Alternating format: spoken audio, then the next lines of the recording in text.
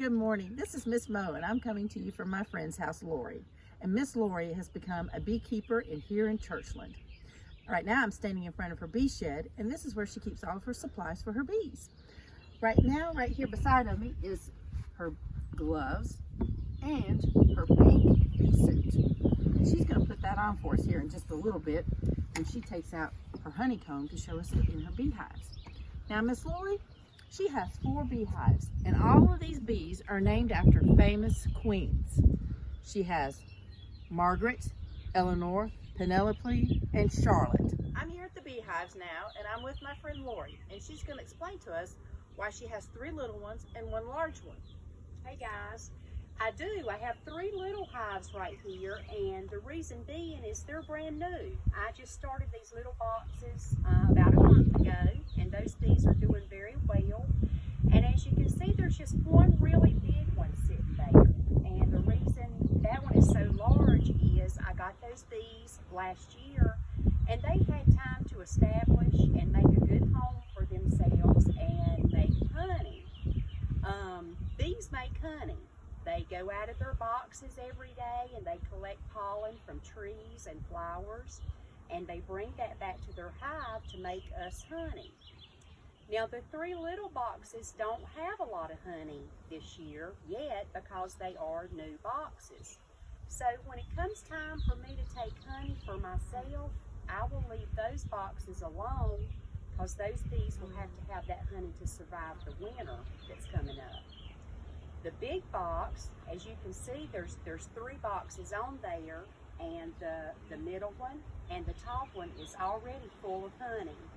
So when the time comes, which will be in about another month, I can open that box up and take half of that honey for myself and leave the other half of the honey for the bees. And hopefully next year, these 3 boxes will be as big as that larger box, and I'll have even more honey. Interesting. I never knew. And I love her little signs.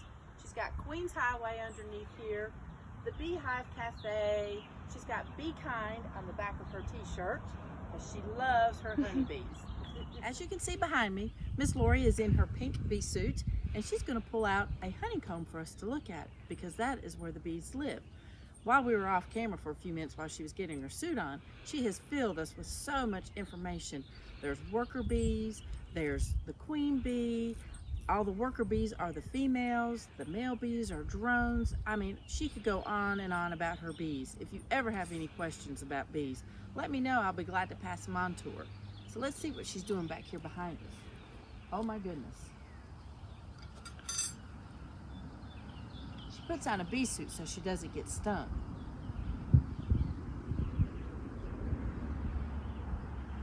And look at all those bees.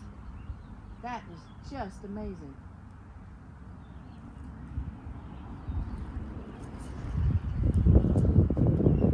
There they are. They are making their honey, getting it ready for this year. So they'll have some honey for the winter to survive on. That is so cool. They are busy this morning. They look busy.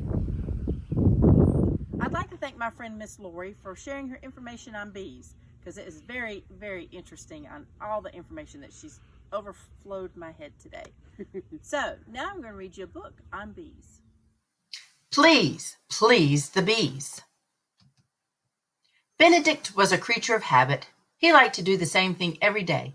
Every morning he woke up at the same time. Every morning he stretched, he yawned a great yawn. Every morning the bees delivered 3 jars full of honey. Benedict ate the same breakfast he'd eaten since he was just a fuzzy cub: toast with honey and tea with extra honey. Next came his daily routine: practicing, perfecting his honey cake recipe, knitting, and running errands. At night, he'd read, then have one last cup of honey tea before bed. Life was sweet until one morning. One morning, things weren't the same. In fact, something terrible, unsame had happened. On strike. There was no more honey. The bees had gone on strike. Benedict's breakfast wasn't the same without honey.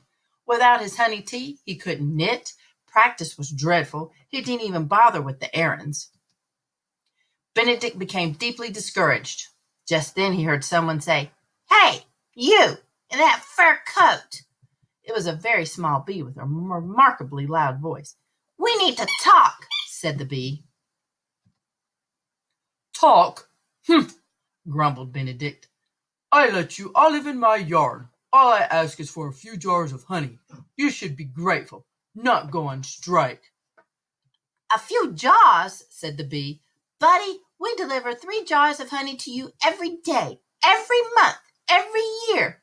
Do the math, Einstein."